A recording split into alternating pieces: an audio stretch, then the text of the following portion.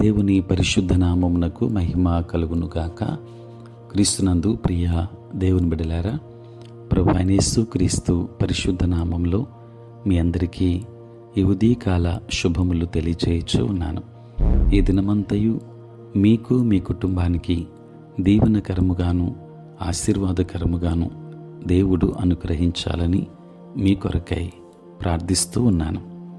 నేటి దినము కొరకు ఏర్పాటు చేయబడిన దేవుని వాక్యము మత్తయి సువార్త 26వ అధ్యాయం 28వ వచనం. ఇది నా రక్తము, అనగా పాప క్షమాపణ నిమిత్తము అనేకుల కొరకు చిందింపబడుచున్న నిబంధన రక్తము. ప్రియులారా, నేటి దినము కొరకు ఏర్పాటు చేయబడిన ధ్యానాంశము రక్తము. ప్రియులారా, రక్తము చిందింపకుండా పాప క్షమాపణ కలుగదు అని హెబ్రీ పత్రిక 9వ అధ్యాయం 22వ వచనంలో చెప్పబడింది. దేవుని దృష్టిలో రక్తానికి ఎంతో ప్రాముఖ్యత ఉంది. ప్రియులారా, పస్కా గొర్రెపిల్ల రక్తము ఇజ్రాయేలీలను విడిపించింది. అదేవిధంగా పస్కా గొర్రెపిల్ల అయిన యేసు ప్రభుని రక్తం అనేకుల పాపములను విడిపించడానికి కార్చబడింది. జీవితంలో మనం విశ్వాసంతో ఆ రక్తాన్ని ప్రోక్షించినట్లయితే ఏమవుతుంది? మన పాత పాపపు రక్తం తీసివేయబడి దేవుని కుమారుని క్రొత్త పరిశుద్ధ రక్తం మనలోనికి వస్తుంది. అది ఎంత ఆశ్చర్యం! ప్రియులారా, ఇది క్రొత్త నిబంధన. మనం అతి పరిశుద్ధ స్థలములో ప్రవేశించుటకు ప్రభువైన యేసు తన శరీరము అనే తెరను చింపివేశాడు. యేసు ప్రభుని రక్తముతో సమానమైనది మరేది లేదు.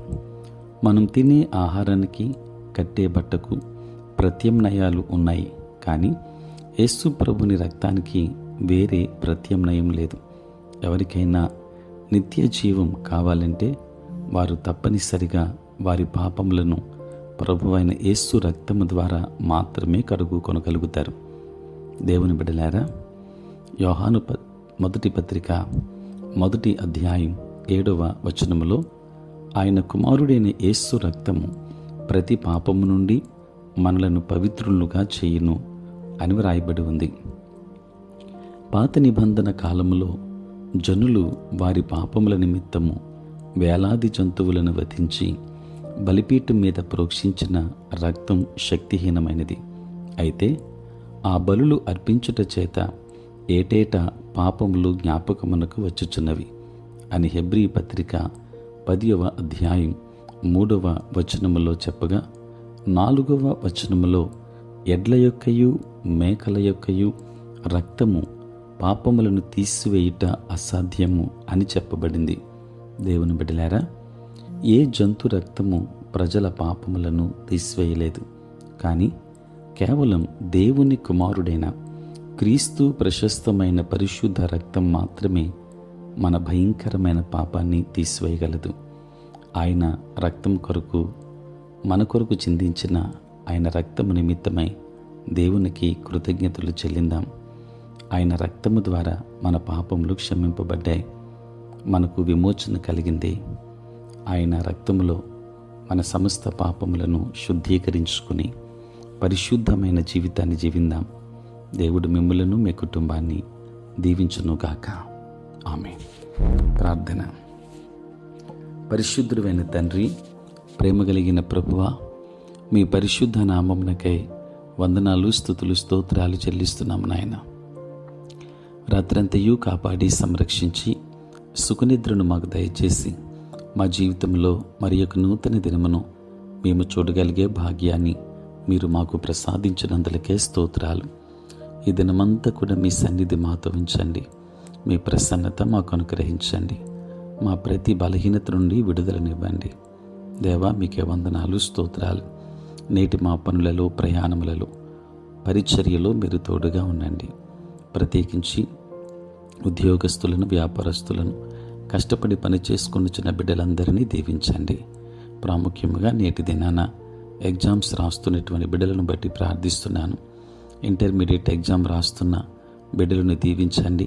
వారికి కావలసిన సహాయమును అనుగ్రహించండి.